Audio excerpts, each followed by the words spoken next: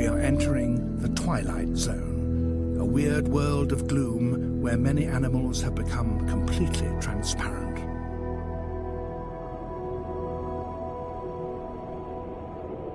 In this twilight, an animal needs to see, and yet, as far as possible, must avoid being seen.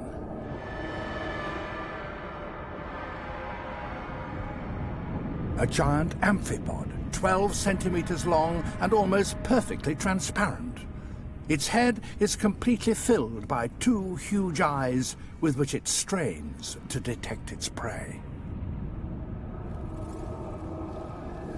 Another twilight monster, Phronima, the inspiration for the Alien movies. She and her developing pink offspring live like parasites in the stolen body of a jelly. This impressive cutlery set and its huge eyes make Phronima a powerful predator.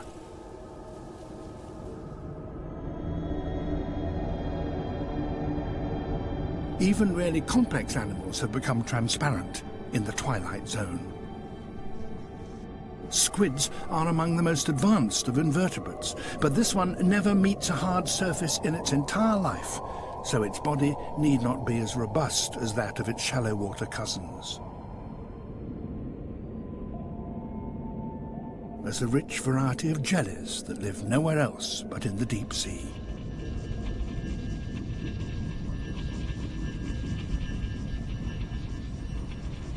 Thousands of tiny cilia propel them through a world without walls.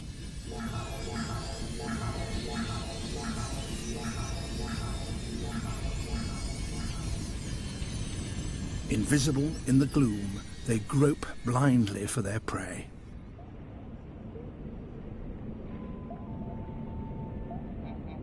Comb jellies let out long, sticky nets to catch passing copepods.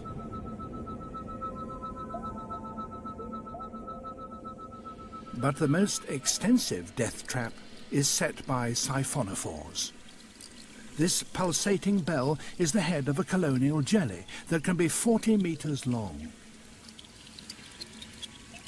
Millions of tiny stinging cells drifting through the sea.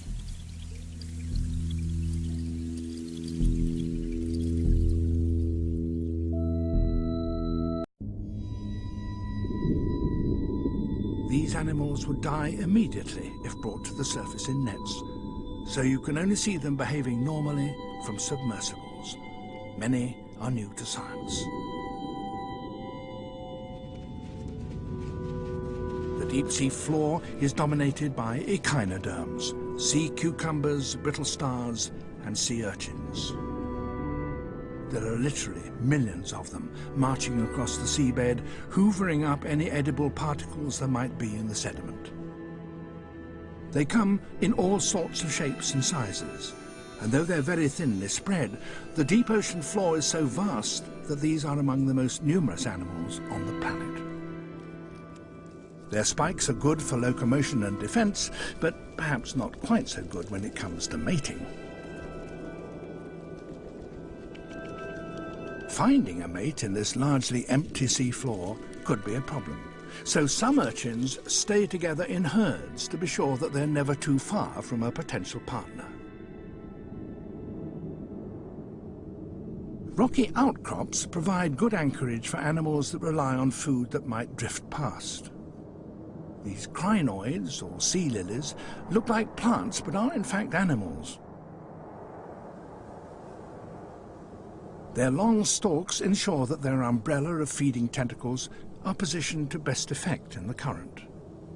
Particles are swept onto the arms and carried down to a mouth in the middle of the umbrella. These sudden movements swat away tiny amphipods that try to steal these sea lilies' captures.